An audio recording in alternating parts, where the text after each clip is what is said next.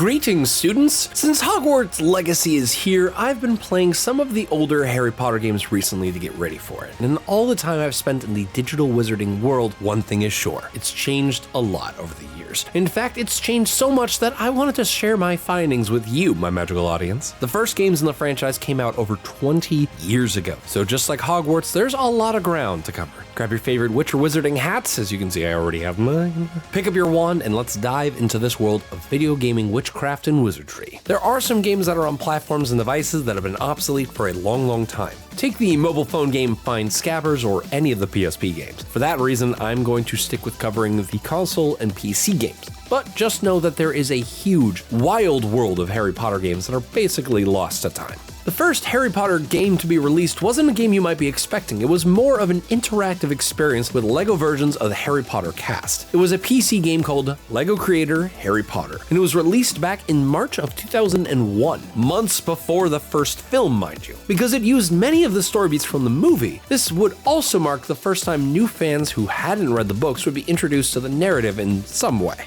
LEGO Creator Harry Potter allowed you to build anywhere on the Hogwarts ground using LEGO bricks, and it was even possible to lay the tracks for the Hogwarts Express. This concept would be expanded on LEGO games that came years later, but it was awesome and unique in its time. The game looks a little rough in terms of graphics by today's standards, but most things from 2001 do. LEGO Creator Chamber of Secrets, the sequel to the first Creator game, was released in 2002, but then things went dark for a while. However, it definitely didn't stay dark. The LEGO brand has had its fingers on just about every major franchise in history, and it wasn't about to let the Harry Potter cash cow get away. When the Traveler's Tales LEGO games based on movies began to come out, Harry Potter was ripe for the picking. So we were given LEGO Harry Potter years 1 through 4 in 2010, and LEGO Harry Potter years 5 through 7 in 2011 on all major consoles to coincide with the final film's release. These LEGO games allowed you to unlock and play just about every notable character from the franchise, and each one had its own little quirks and special abilities. This combined with the signature LEGO game humor and gameplay resulted in two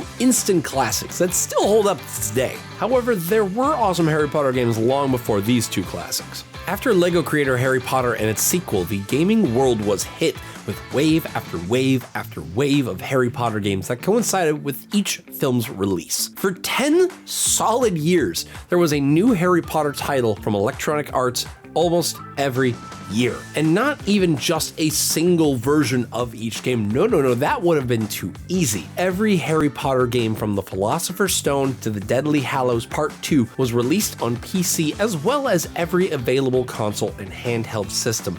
And each category had a version of the game specifically developed for it. For instance, Harry Potter and the Philosopher's Stone was released in 2001 on, let me just get my list here, Game Boy Color, Game Boy Advance, PlayStation 1 personal computer, PlayStation 2, Xbox, and Gamecube. Seriously. That is a lot, and definitely worth a subscribe, maybe? Yes, no, just saying. But anyways, instead of porting the same game to all of these platforms, which again probably would have been easier, there were several versions of the same game. The Game Boy Color got a Pokemon-like RPG, the Game Boy Advance got a top-down puzzle game, PC got a third-person action-adventure, and the PlayStation 1 got the same kind of game as the PC version, but was developed by a different studio, so its story was arranged completely differently. Thankfully, the PS2, Xbox, and GameCube versions were all the same, but they weren't released until 2003 and reused much of the spells and assets from 2002's Chamber of Secrets game on those consoles. Some people called it a cash grab at the time. As time marched on, Harry Potter games would appear on every console from every console generation between 2001 and 2011. PlayStation 1, 2, and 3, Xbox and Xbox 360, GameCube and Wii, and even the Nintendo DS and PlayStation Portable got their very own Harry Potter games. The games themselves also evolved over time to reflect the increasing mature and dire circumstances of the films that they were adapting.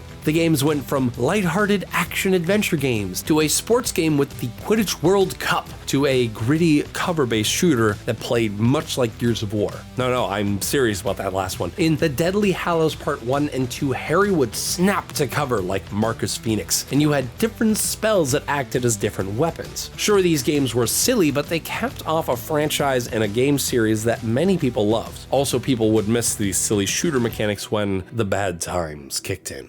When the Harry Potter films and their video game adaptations concluded in 2011, it seemed like Warner Brothers didn't know what to do with the franchise. In 2012, Warner Brothers Interactive released Harry Potter for Kinect, a game where you stood in front of a bad camera and swung one arm around like you were holding a wand as you attempted to follow on-screen prompts, with varying degrees of success. Honestly, the less that is said about Harry Potter for Kinect, the better. It did take you through all 8 movies, but it was more frustrating than fun. Continuing with the fad of gaming gimmicks that didn't really work, we got 2 Wonderbook games, Book of Spells and Book of Potions, in 2012 and 2013. These games conspicuously didn't have the Harry Potter brand attached to them, but they did take place in the same universe. These augmented reality interactions used the PlayStation Eye toy and Move controllers to attempt to create magic in your very own living room, but ended up being more mundane in practice. There was a bright spot when the brief Fantastic Beasts VR arrived in 2017 to coincide with the Wizarding World spin-off film. This VR experience put you face to face with a few of the beasts from the film, had you completing spells, and completely immersed you in a world that had been largely abandoned for a few years. It was nice, if a little short at just around 30 minutes.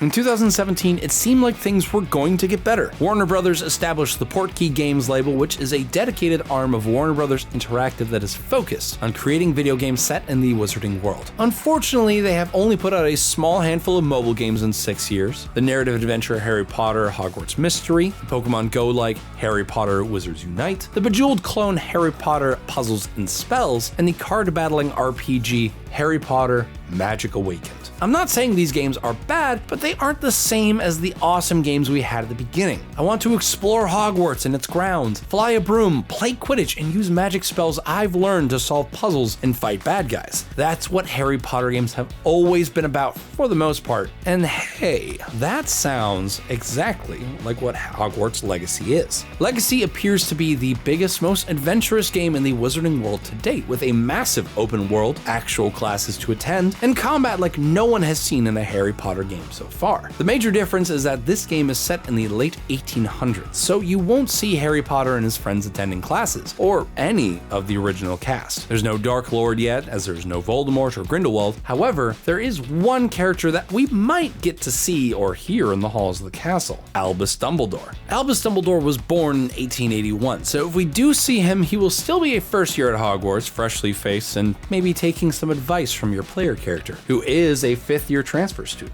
Looking back, I'm almost a little teary-eyed. Being able to see how the Harry Potter games have evolved over time has really put into perspective what Hogwarts Legacy really means. All of the successes and failures of the Harry Potter video game franchise have led to this, and I'm ready to become a wizard again. I might never take this hat off. The franchise that lived, come to die.